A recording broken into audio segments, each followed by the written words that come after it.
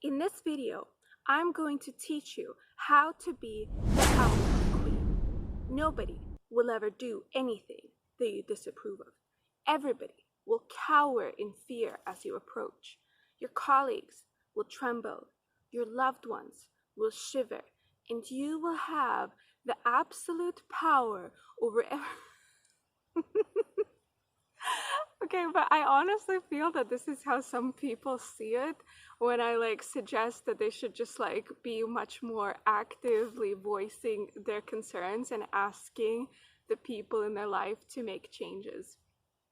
I think that in our culture, there's to some extent this kind of take it or leave it attitude towards a lot of relationships. Everybody hates to be criticized. It is awful. But that's not a reason to avoid negotiating things in your relationships. Unfortunately, as a participant in human relationships for 30 years now, I can say I've observed lots of people really being unwilling or unable to bring up the things that make them upset. And as a result, we have a lot of human suffering, which we could minimize. So my theme in this video is healthy adjustments, taking account each other's sensitivities, equals harmonious and healthy relationships. You and your friends, colleagues, and loved ones will be happier if you ask them to make more changes. Welcome to Raise Your Voice. I'm Rita. I thought we would do our class outside today as autumn is approaching and every day the sun is colder, everything is darker, so we must passa på and get outside. Okay, the structure of today's video is, first of all, I'm going to give you a pep talk. I'm going to tell you why you should ask for change. I'm going to psych you up and I'm going to explain to you what you can expect. And then in the second stage, I'm going to give you a very detailed step-by-step guide on how to talk to people in 3 phases. First of all, how to initiate the conversation. Secondly, the negotiation phase. And thirdly, the follow-up. It sounds amazing, right? And if you actually think it's amazing, please like my video so I feel really good about myself. Okay, so first of all, comes the pep talk. As I said already, I think that many of us hesitate to really bring up things we don't like. I think a lot of us operate on this kind of philosophy of well, the cons don't outweigh the pros, so I guess the relationship is good and nobody can be perfect. And it's yeah, it's totally true. I do not think you need to start criticizing everybody who does anything you don't like. That's not what I'm saying in this video. What I am saying though is that many times the solution isn't just for the other person to hurt their feelings and have to change themselves. But the solution many times is literally having a nice, productive conversation where you both explore possible means of resolution and learn about each other's sensitivities. I say the word sensitivities because this is kind of the kinds of social interactions I'm talking about. Some things we can all agree are just wrong, making a plan with somebody and just failing to show up or notify them. That's just wrong. Or kissing somebody else's boyfriend. Wrong. But there's many things that aren't really wrong, but that are still very hurtful to people. For example, I am literally the worst in some ways. If you message me online, sometimes I will open it and I will just take days to respond because I will open it, I will think about what I'm going to answer, and then I just lose track of things and I don't answer, and then I'm just haven't responded. This is fine for most people, but some of my friends are just kind of insecure and feel when I do this it means I'm saying the conversation is unimportant or they're uninteresting, and it's do those friends just need to suck it up and get over it and be less insecure? I don't know. I don't think so. I feel there's just usually always solutions wherein we can accommodate my absent-mindedness and their insecurity. And I think our human relationships, as I said, contain just hundreds of these different pain points. We all have different insecurities based on our values, our previous experiences, what we were taught to care about, just whatever. We're all different. That's the beauty of humanity. We're beautiful, quilt/rainbow, etc. So you just have to learn to take these sensitivities into account. And my message is that something doesn't need to be like a huge deal, that like you can't sleep at night. It just can be like a medium-sized deal, and it's okay to bring it up. And now I do have like two kind of caveats. So I think that there's two things you should base your expectations on. First of all, relational capability. This is my way of saying that there are some people who have this attitude like, I cannot possibly be asked to change who I am or the way I speak, person to person. I am who I am, love me or leave me, right? And yeah, with those types of people, this approach is not really going to work, because it's not about asking them to change a way they behave. It's about changing them to change the way they see the world, plus change in behavior. So that's just like a whole different situation. So those people maybe we'll talk about some other time. The second thing is obviously prioritization. If you're watching this video, I just assume that you're really smart, capable, amazing person already. So you don't really need me to tell you this, but obviously people have different priorities. So depending on how important you are in somebody's life, the more likely they're able and willing to negotiate and make changes with you. So, you know, if your co-worker sometimes does a little bit of a weirdly sniff thing with their nose and it just really bugs you, and you know, but that person is not close to you in any way, you probably shouldn't ask them to change it, even though that's not like an immoral thing to ask about. On the other hand, you know, with your closest friends and family members, you know, the littlest things can be worth bringing up, because you're that person's like one of their top priorities. So resolving situations is a goal for both parties. So priorities, relational competence, standing up for your needs, like acknowledging your sensitivities, not telling yourself to get over it, and just putting yourself out there and creating relationships that are based more on accommodating both of your feeling and your needs. I think that is very beautiful. But how do you do it? I have prepared a very good step-by-step guide for you. Okay, so there are 3 phases in this step-by-step guide. So the first is the conversation initiation. And here I have 6 things that you want to kind of include and think about. The first thing you want to do is break the flow. I've talked about this before. This is like setting the stage for the conversation. As I said, nobody wants to be criticized, and nobody really wants to be asked to change. Change is scary, and being asked to change makes most people feel like they're a bad person, like they did, you know, something unlovable, and it makes them really afraid. So even though, like, you know, maybe you're really frustrated with this person's asshole behavior and you think it's so clear that they can't possibly behave this way, just be gentle. But, you know, let them know that the conversation is going into a bit of an uncomfortable place. So you want to be like, hey, dear friend, I have something really important I want to talk to you about. So for example, if your friend rolls up and you're going to go to dinner and she is 20 minutes late for the 4th time in a row, you know, you don't need to, you know, scream at her, but you just be like, you know, before we go, I really want to talk to you about something because I just want to get it out of the way, and it's really important for me to talk about it. Or another example I'm going to be using in this video is a crazy example from like life. It was like this, imagine your coworker is always like dissing your lunch for like not being fancy enough, because she's like making these really fancy like bento lunches and it's all macros, and you're bringing like a sandwich and an apple, and or like, you know, not very good looking like leftovers, and she's always like, oh, that looks interesting. Okay, so imagine this situation. That you come in, she's like, oh, a sandwich, won't you get hungry later, you know? Instead of just going into lunch, you're like, hey, before we start our lunch, can I talk to you about this thing? It's really important to me.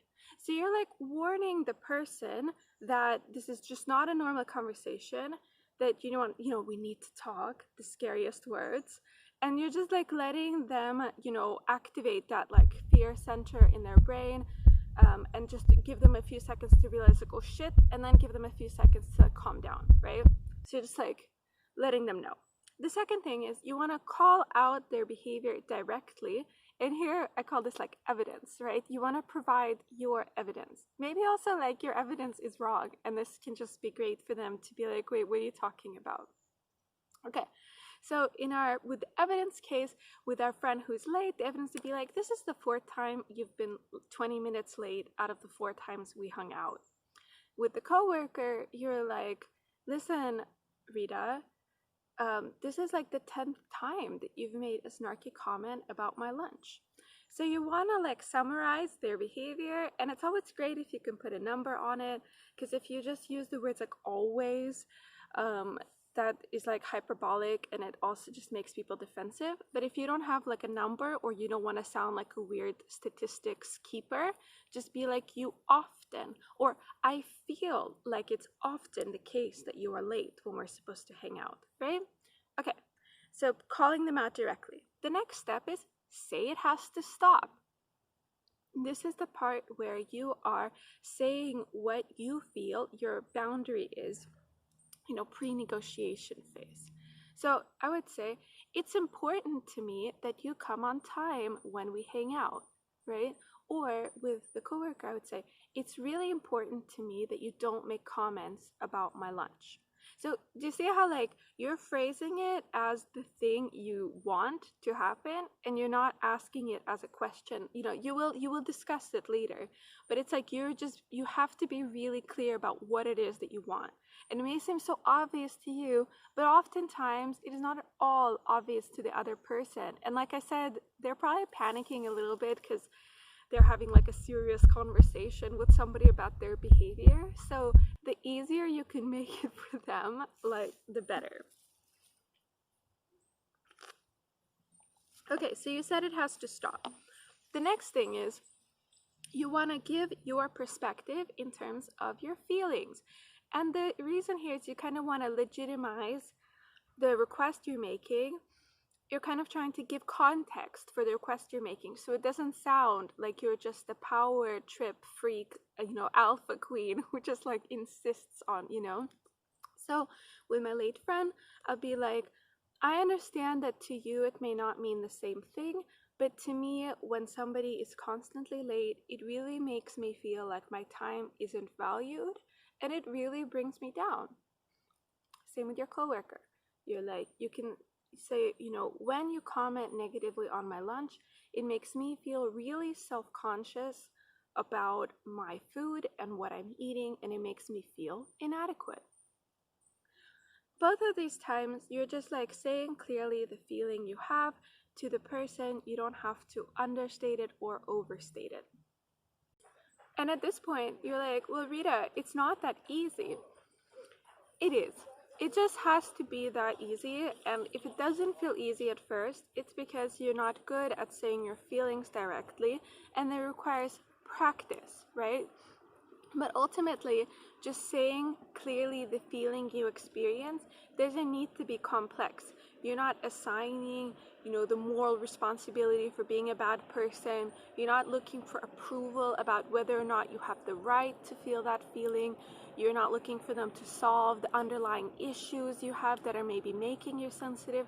All you're doing is just literally telling them how the thing that they're doing affects you as a person, who you are, where you are in life, and that's just like a basic human right. Again, thinking about priorities, you're not going to go up to a random person on the street and be like, your socks make me upset, but you like, I trust your judgment, you're a smart person. You do have the right to like tell people how you feel, and you to be seen as a human being.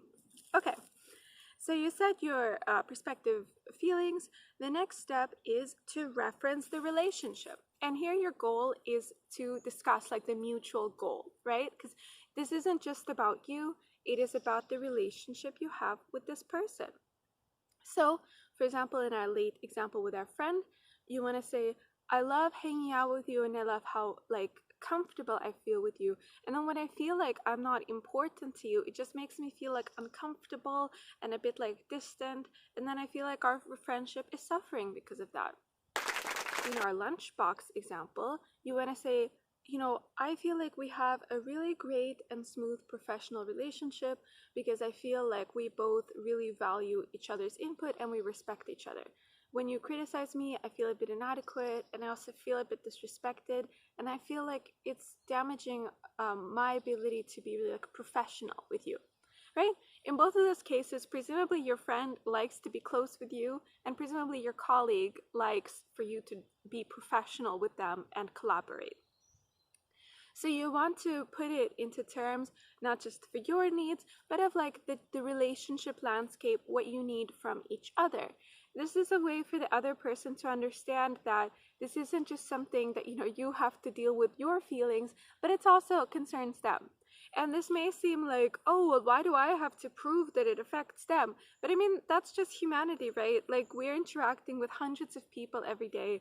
There's so many things we could be doing differently. It is hard to change your behavior. So you want to give the clear explanation for why that person should prioritize, care, and try to actually change this behavior, so they don't feel like, okay, yeah, I'm sorry you feel sad, but like I have like a lot going on, I can't possibly be asked to deal with this also, which is like how many of us are feeling these days. So, gentle, remind them of the mutual goal. The next step is suggest a solution. So this can be as simple as I really like to ask you to never be late, or if you're going to be late, to text me. Or with your coworker, you're just like, please don't comment on my lunch anymore. I really feel like that should be possible. So you're like just asking people to stop. You're suggesting a counter behavior, like with your friend. You're saying, if you can't stop being late, text me. I know with this lunch example, I really think it's like just stop is like the solution, because it doesn't seem like it really fulfills any important function in that person's life that you need to help them with. Okay, so that's the conversation initiation. I'm just gonna go. So you're gonna break the flow, set the stage. You're gonna call them out directly by providing your evidence. You're gonna say it has to stop, so establish your boundary. You're gonna give the motivation for why you're setting that boundary by talking about your feelings. You're going to reference the relationship and bring it back to the mutual goals you have. And then finally, you're going to suggest a solution.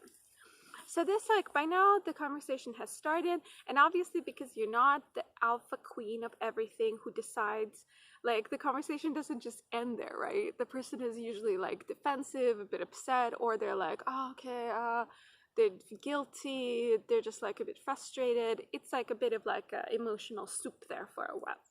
But usually people especially if you have brought it up this way that is very sensitive and sounds authentic and caring and gentle, and you're not attacking them and screaming at them.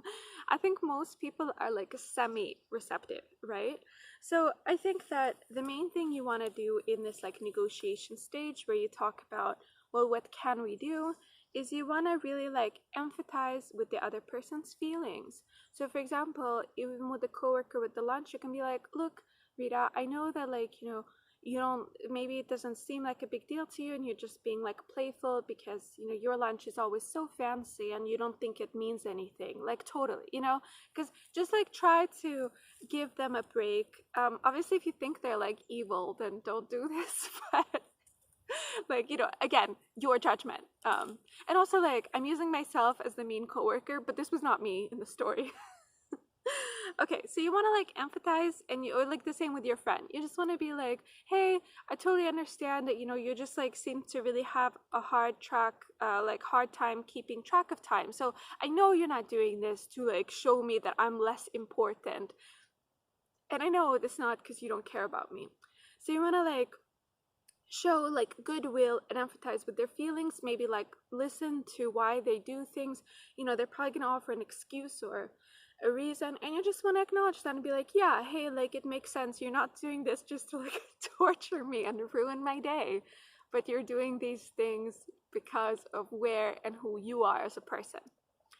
Then you just want to keep bringing things back to the desire for a win-win outcome and your feelings, right? So if you say, hey, I really can't have you being 20 minutes late every time, and your friend says, well, I'm just really absent-minded and it's hard for me to be on time, and you know it doesn't mean I don't respect you, they can't just be left at that point, because you already said that you feel bad about it. So you probably can't stop just feeling bad about it.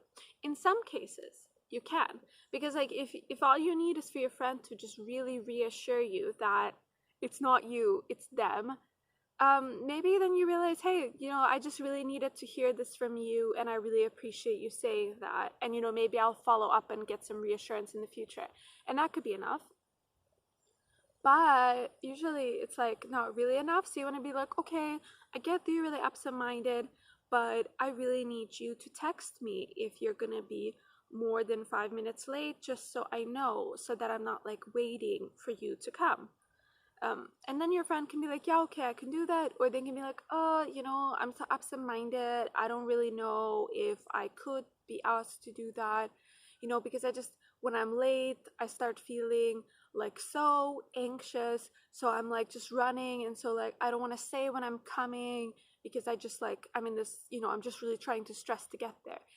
Then you're like, well, I totally understand that, and I get that you're really stressed and you feel guilty, but what can I do to make you feel like less guilty about texting me and make it easier for you to text me, because I really need this text message. And then your friend may be like, oh, okay, well, like maybe if you just promise you won't get mad that I'm late if I text you. And you're like, yes, when you text me I'll be late, I'm gonna text you back something like, don't worry, thanks for texting me, and a heart emoji. And you guys can work from there, right? This maybe is not like the optimal solution right now, but at least it's like moving in a better direction. And the reason I wanted to act out this extended conversation is to translate like what the win-win concept really means. It's not like, well, I have feelings and I hate you being late, hence you may not be late anymore. It's like, well, I have feelings and you also have feelings, and we both have needs, and we're both trying to get our needs met here. So what can we do that optimizes everybody's well-being? Yeah, so in the negotiation phase, you're going to empathize, you're going to show goodwill by recognizing the person is not the devil, and then you're going to look for a win-win solution and keep bringing up your needs, like how the things make you feel, and work on resolving how it makes you feel by finding solutions that avoid you feeling that way. Okay, and now, last stage, follow up. I know this video is long, but this part is really important, because if you've had this conversation with somebody, like 50-50, they will do that thing again. And you have to be prepared. You can't just let it slide and be like, well, we talked about this, so I guess maybe in the future they will stop. You have to follow up, because it's also like your responsibility as a guardian of your relationships. It is your responsibility as a person who's standing up for themselves. And it's like helpful to them also. So you have to follow up. So if it happens again, I have the 3 things you need to do. First of all, stand up for yourself. Just immediately call it out. The person comes late without texting, you're like, hey, you're late again. You don't need to say it in like the you're late again kind of tone.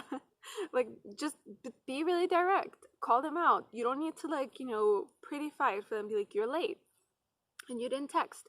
Second step, bring up the conversation. Be like, we talked about this 2 weeks ago. It was a difficult thing for me to bring up, and I felt really satisfied with how we resolved it, but now it feels like you just forgot. What's up with that? And let the person, explain. And then the third phase is maybe you need to renegotiate. Maybe the person realized they just like literally cannot be asked to be on time, and they cannot be asked to text you. I mean, I guess there you learn that, ultimately the person is just not relationally capable right now to make the change, and then you decide from there how you want to act. Maybe you look for a new solution, whatever. But it's like, don't just drop it. Don't let it fade away into the sunset and hope that they remember. You brought up the thing that was bothering you. You reached a mutual solution together. You did nothing wrong, and you do nothing wrong by bringing it up if it happens again. In fact, you are doing the right thing because you're actually like enforcing the boundary, the rule that you created in your relationship. So you're gonna initiate the conversation, you're gonna have a negotiation, and then if it happens again, you're gonna follow up.